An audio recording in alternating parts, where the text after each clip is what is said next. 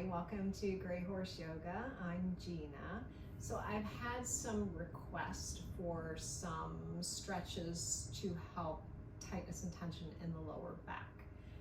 Tightness and tension in the lower back is kind of a societal problem for most people. At some point in your life, you've probably had some pain or tightness or tension in the lower back. I know I have. And when we ride, our back it requires a lot of our back. So sometimes some stretches to do for the lower back can be helpful. So I wanted to show you a couple things that you can do. I'm going to start in a chair today, so it's something that you can do when you are at the barn, seated on a bench or the mounting block. You can also do this seated, cross-legged on a mat. But we're going to start with just some movements for the pelvis. So if you're seated on a chair or a bench or something, kind of come a little towards the edge of it so that you can move your hips a little bit. Bring the hands to the rim of the pelvis. Think of inhaling and lengthening up through the crown of the head. And exhale, let the breath release. And then as you inhale, you're going to tilt the pelvis forward. So from the side, you're going to get this little movement here. So a little bit of more of an arch in the lower back. And then as you exhale, you're going to round the spine back. So just a few times. Inhale, tilt the pelvis forward. If you like, you can think of lifting the sternum up. Take the gaze a little up. And then exhale, round the spine here. You can take your gaze down if you like, rounding the shoulders. So just a little movement here. Inhale and exhale. This is in yoga, this movement, flexion and extension of the spine is called cat and cow. So this is a seated variation of cat and cow, or just a seated pelvic tilt. Good. So do that 2 more times. Exhale as you round the spine forward, or backward rather, and inhale as you tilt the pelvis forward. And then come back to neutral. Bring the feet just a little bit wider. Bring the hands to the thighs. And now we're going to circle the ribs here. So as we circle the ribs, it gets some movement in the lower back. So just think of making a circle with the ribs as you come forward, to the side and back, and to the opposite side. You might feel your weight kind of shifting heavier from one seat bone to the other, though we want to keep them pretty even on whatever we are on, seated on. And then go the opposite direction. So again, this can just be a quick little warm up for the muscles in the hips and the lower back before you ride. And gently come back to neutral. Again, nice breath in and out of the nose. So I also wanted to show you a couple things that maybe will help. Either, again, you can do this before you ride, earlier in the day, because these are ones that we do need to get down on the floor, on the ground for. So I'm just going to move my chair off to the side. I'm going to come down onto my mat in table pose. So coming to all fours. And in these particular ones, you don't necessarily have to have a yoga mat to do these, but someplace that you can get on the floor, wood floor, carpeted floor, whatever, but wrists under shoulders, knees under hips. So the same thing that we did seated, our cat and cow. Inhale, send the sit bones back, lengthening the front of the body, take the gaze gently up, and then exhale, round the spine, draw the belly in, gaze towards the belly button. So again, this is the same movement we just did seated, but on all fours you have more of a range of motion here. A little bit more flexion and extension in the spine, a little bit more release in the lower back. Good, once again, exhale and inhale. And after this exhale, we're going to come back to a neutral pose, back to table pose.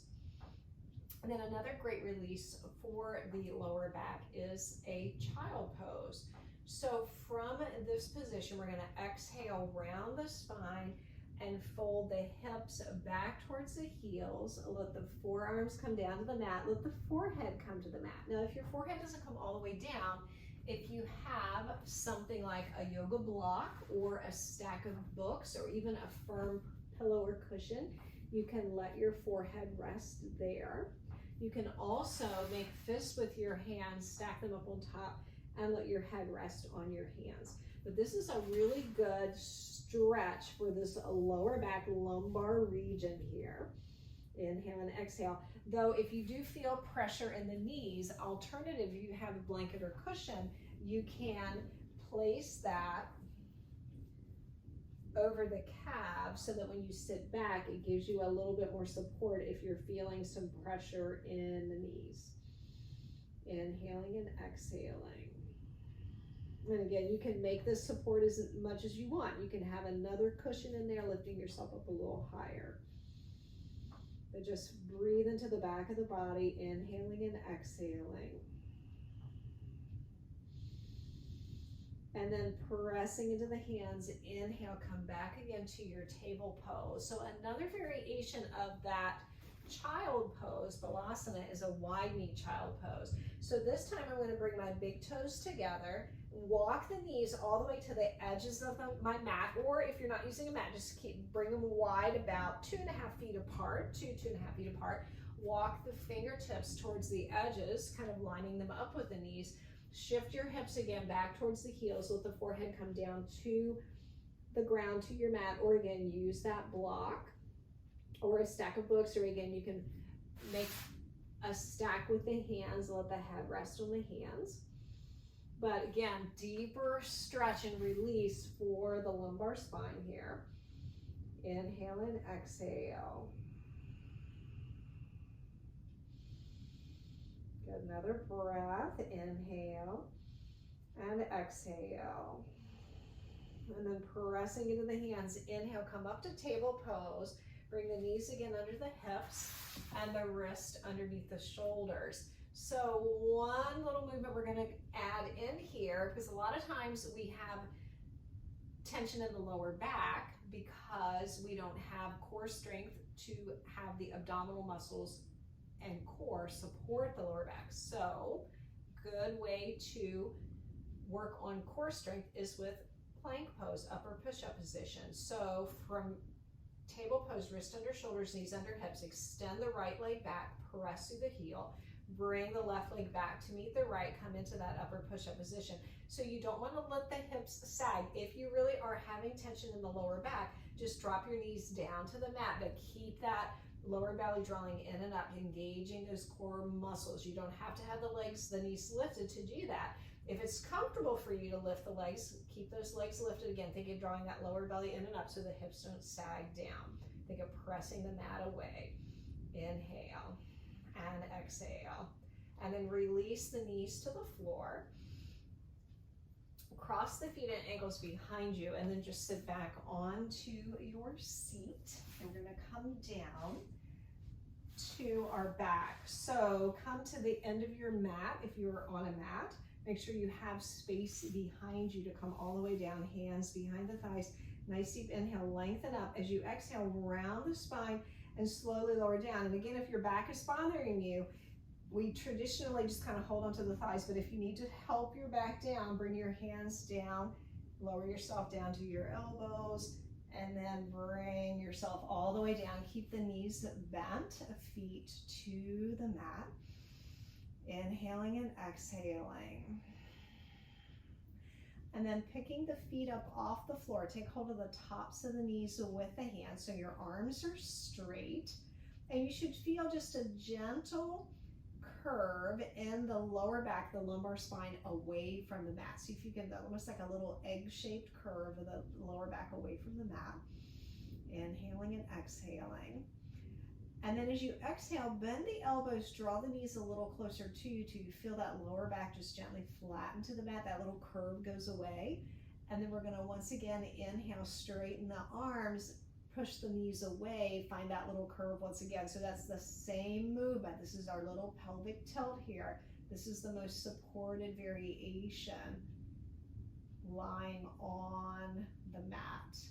And again, just that little movement for the lower back. And then once again with the legs, the arms straight, just do a gentle rock side to side, a massage across that lower back. And then coming back to center, cross the feet and ankles, draw the knees in towards you, take hold of the feet or the ankles, give yourself a little rock up to seated, or come out up to seated however you need to. So that is a short little sequence. Again, a few of those things you can do at the barn that we started seated on the chair right before you ride. The other ones are more something that you would do either earlier in your day before you got to the barn to release tension in the back, or something that you do after you ride, somewhere you just need to be able to have a surface where you can comfortably lie down and do some of those releases. So I hope that helps you with your lower back if you have any tightness or tension there, or a good preventative for tightness and tension in the lower back. So I hope to see you soon in the saddle or on the mat. Have a great day, and I will see you again soon.